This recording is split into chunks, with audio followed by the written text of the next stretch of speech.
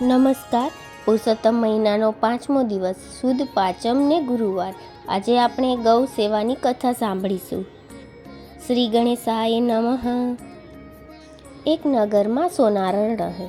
તે વિધવા હતી. સંતાનમાં કંઈ હતું નહીં. તે એક નાનકડા ઘરમાં એકલી રહેતી હતી. પારકાને ઘેર કામ કરીને તે પોતાનું પેટ ભરતી હતી. નવરાશ વખતે તે ભગવાનનું ભજન કરે, ભક્તિ કરે. એક દિવસ નગરમાં કથા બેઠી. સોનારણ રોજ કથા સાંભળવા જાય. એકવાર કથાકાર યજ્ઞનો મહિમા સમજાવવા લાગ્યા. છેલ્લે કથાકાર બોલ્યા, જેની પાસે યજ્ઞ કરવા દ્રવ્ય ન હોય તે શ્રમ યજ્ઞ તેમજ સેવા યજ્ઞ કરી પણ ફળ મેળવી શકે છે. સોનારણે મનમાં નિશ્ચય કર્યો કે મારે શ્રમ યજ્ઞ અને સેવા યજ્ઞ કરવો. ગામ બહાર આવેલા તળાવ આગળ એક મહાત્મા મઢુલી બાંધીને રહેતા હતા. તે સતત પ્રભુ ભક્તિમાં લીન રહેતા.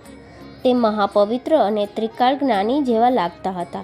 તેમનું લલાટ જગારા મારતું હતું. તેમના દર્શનાર્થે નગરના સ્ત્રી પુરુષો અવારનવાર આવતા હતા.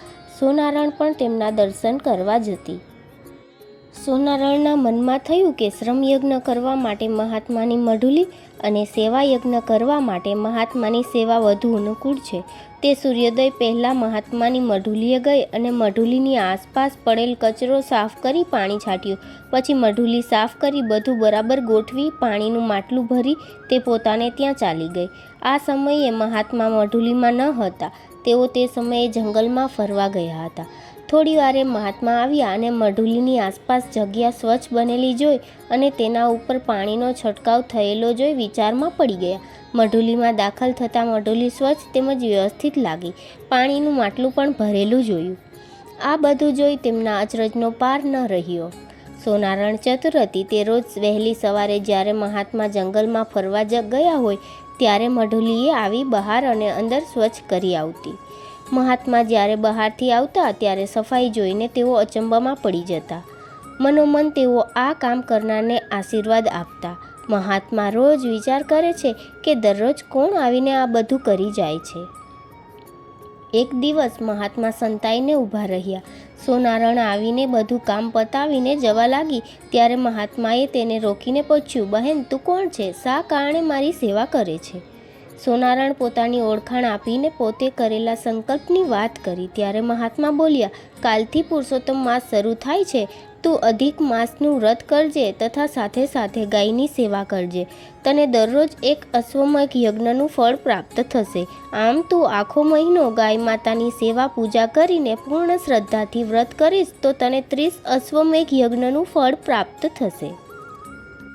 અધિક માસ શરૂ થતાં સોનારણે પૂર્ણ શ્રદ્ધા સહિત વ્રત શરૂ કર્યું. તે પ્રાતઃકાળે નદીએ નહાવા જાય, કાંઠાગોરમાનું પૂજન કરે, કથા વાર્તા સાંભળે, ગાયને નવડાવે, તેને કપાળે ચાંદલો કરે, તેનું લીલું ઘાસ નાખે અને એકટાણું કરીને પોતાની શક્તિ મુજબ બ્રાહ્મણોને દાન દક્ષિણા આપે. આમ પુરુષોત્તમ માસ પૂરો થયો. તેણે વ્રતનું ઉજવણું કર્યું. પછી વિચાર કરવા લાગી કે મને 30 અશ્વમેઘનું ફળ મળ્યું હશે, પણ એની ખાતરી શું? કુદરતનું કરવું કે એ નગરના રાજાનો કુંવર ગરમીમાં રોગથી પીડાતો હતો. આમ તો તે તંદુરસ્ત તેમજ રૂપાળો હતો, પણ આખા શરીરમાં દાહ ઉઠે એવી બળતરા થાય તેનાથી તેને ઘડીભર ચેન પડે નહીં.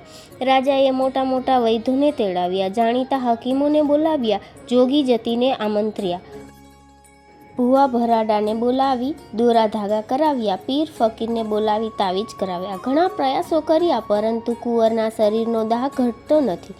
બળતરા સતત ચાલુ જ રહી હતી.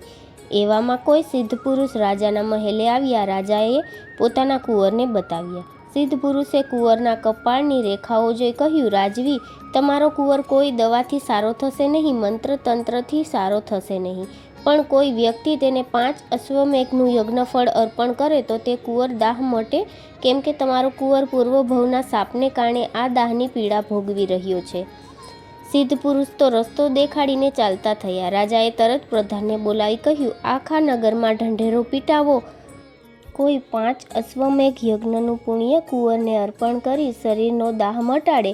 જે કોઈ આ કાર્ય પાર પાડશે તેને રાજા તરફથી સારી બક્ષિસ આપવામાં આવશે. 2 દિવસથી નગરમાં ઢંઢેરો પીટાવવામાં આવ્યો, છતાં કોઈ રાજા પાસે આવતું નથી. રાજા રાણી નિરાશામાં ડૂબી ગયા હતા. તેમને કોઈ રસ્તો સૂઝતો નથી. ધીરે ધીરે આ વાત સોનારણને કાને પહોંચી. તેણે સાંભળ્યું કે જો કોઈ 5 અશ્વમેઘનું યજ્ઞનું ફળ કુંવરને આપે તો એનો દાહ શમે.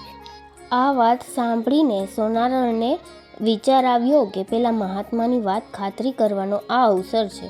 સોનારણ રાજાના મહેલે ગઈ અને રાજાને નમન કરીને કહેવા લાગી, મહારાજ, તમે કહેતા હોય તો કુંવરને 5 અશ્વમેઘ યજ્ઞનું ફળ હું આપું. રાજા તો સોનારણની વાત સાંભળી તેની સામે તાકી રહ્યો. સોનારણના દેખાવ ઉપરથી તે સાવ સામાન્ય અને ગરીબ લાગતી હતી. રાજા નવાઈ પામ્યો, કારણ કે અશ્વમેઘ યજ્ઞ કરવો એ કાંઈ જેવા તેવાનું કામ નથી. વિશ્વાસ ન આવ્યો તો એ આટલા ઉપાય કર્યા તો એક વધારે, એમ વિચારીને રાજાએ હા પાડી. રાજાએ હા પાડી એટલે સોનારણે એક કળશ ભરીને પાણી મંગાવ્યું. તેમાંથી અંજલિ ભરીને ચારેય દિશામાં છાંટ્યું. પછી તે પાણીની અંજલિ ભરી પુરુષોત્તમ ભગવાનનું ધ્યાન ધરીને કહ્યું, હે પુરુષોત્તમ ભગવાન, તમારા વ્રતના પ્રતાપે સેવાનું ફળ મને 30 અશ્વમેઘ યજ્ઞ જેટલું મળ્યું હોય તો હું આ મારું 5 અશ્વમેઘ યજ્ઞનું ફળ આ કુંવરને આપું છું. તો કુંવરનો દાહ સમાવો તેમજ તેના શરીરને શીતળતા આપો. આટલી પ્રાર્થના પછી સોનારણે તે પાણી કુંવરના મુખમાં રેડ્યું. એ જ પળે કુંવરને બળતરા ઘટતી જવા લાગી તેમજ થોડી વારમાં તેના શરીરનો દાહ શમી ગયો. કુંવરને શરીરનો દાહ શમતા તે એકદમ આનંદથી કૂદકો મારીને ઊભો થઈ સોનારણના પગમાં પડી ગયો. તેની આંખમાં હર્ષના આંસુ આવી ગયા. રાજા આ જોઈ અચરજ પામી ગયો. હજુ હમણાં કુંવર રડતો હતો, તરફડતો હતો, કણસતો હતો. એ અત્યારે આનંદમાં, ખુશીમાં હતો. રાજા પણ સોનારણના પગમાં પડ્યો. બાદ રાણી પણ તેના પગમાં પડીને બોલી, હે બહેન, તમારી ભક્તિ અને શ્રદ્ધાના બળે મારા કુંવરનો જીવ ઉગાર્યો છે. તમે તમારા વ્રતફળનું અર્પણ કર્યું તે માટે અમે તમારો ઉપકાર જિંદગીભર નહીં ભૂલીએ. હવે તમને જે ઈચ્છા હોય તે માંગો. તમે જે માંગશો તે અમે તમને અવશ્ય આપીશું. સોનારણ કહે, હે રાજન, હે રાણીબા, પુરુષોત્તમ ભગવાનની મારી ઉપર કૃપા છે. ભગવાને જે કંઈ આપ્યું છે એનાથી મને સંતોષ છે. મારે કંઈ જોઈતું નથી. મારી ઈચ્છા છે કે તમે અને રાણીબા આજીવન પુરુષોત્તમ વ્રત કરવાનો દ્રઢ સંકલ્પ કરો અને ગૌ સેવા કરો. એમાં જ બધાનું કલ્યાણ છે.